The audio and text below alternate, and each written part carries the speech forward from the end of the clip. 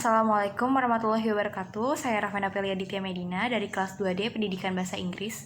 Di sini saya akan mempresentasikan tentang pertumbuhan dan perkembangan individu. Pengertian pertumbuhan, perkembangan, dan individu. Pertumbuhan merupakan perubahan secara fisiologis sebagai hasil dari proses pematangan fungsi-fungsi fisik yang berlangsung secara normal yang disertai dengan pertambahan ukuran akibat dari pembelahan dan pertambahan sel. Pertumbuhan memiliki sifat kuantitatif karena bisa dilihat dan diukur menggunakan alat ukur. Pertumbuhan juga memiliki sifat tidak dapat kembali seperti semula atau irreversible. Perkembangan merupakan perubahan bentuk atau tipe sel menjadi lebih spesifik atau terspesialisasi atau diferensiasi dan proses menuju kedewasaan akibat adanya perubahan struktur dan fungsi sel, termasuk pembentukan jaringan dan organ atau morfogenesis. Perkembangan tidak dapat diukur menggunakan alat sehingga perkembangan ini sifatnya kualitatif. Sedangkan individu sendiri menurut Martin Luther yakni satuan kecil yang tidak dapat dibagi lagi, yaitu manusia yang hidup berdiri sendiri. Individu sebagai makhluk ciptaan Tuhan dalam dirinya selalu dilengkapi oleh kelengkapan hidup yang meliputi raga, rasa, rasio, dan rukun. Selanjutnya ini adalah isi dari materi yang akan saya jelaskan. Yang pertama ada faktor yang memengaruhi pertumbuhan dan perkembangan. Yang kedua pertumbuhan dalam pertumbuhan dan perkembangan. Yang ketiga aspek-aspek pertumbuhan. Yang keempat karakteristik pertumbuhan dan perkembangan remaja. Yang kelima tugas-tugas perkembangan. Pertama faktor yang memengaruhi pertumbuhan dan perkembangan. Yang pertama ada keturunan, kedua jenis kelamin, dua hormon, empat nutrisi, lima aktivitas fisik, dan keenam lingkungan.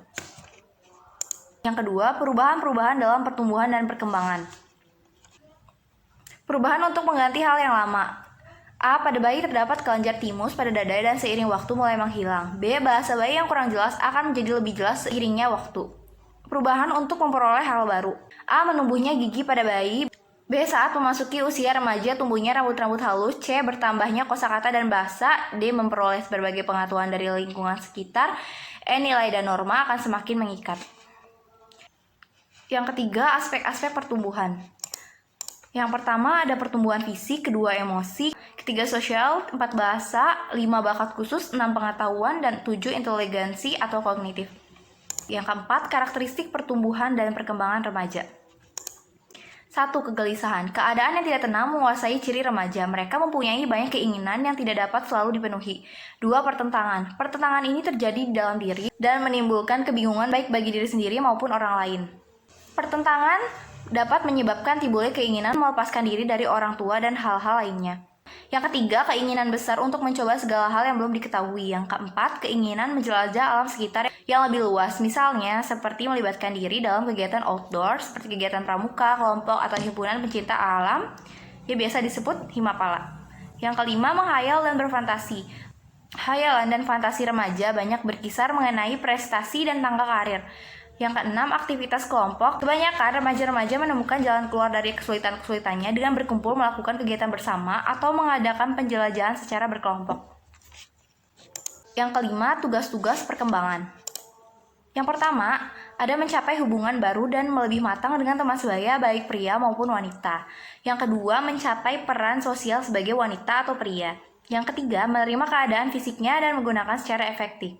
Yang keempat, mencapai kemandirian emosional dari orang tua dan orang dewasa lainnya. Yang kelima, mencapai jaminan kemandirian ekonomi. Dan yang keenam, memilih dan mempersiapkan karir pekerjaan. Yang ketujuh, mempersiapkan pernikahan dan hidup berkeluarga. Kedelapan, mengembangkan keterampilan intelektual dan konsep-konsep yang diperlukan bagi warga negara. Yang kesembilan, mencapai tingkah laku yang bertanggung jawab secara sosial. Yang ke-10, memperoleh perangkat nilai dan sistem etika sebagai petunjuk atau pembimbing dalam bertingkah laku. Dan yang terakhir, beriman dan bertakwa kepada Tuhan Yang Maha Esa.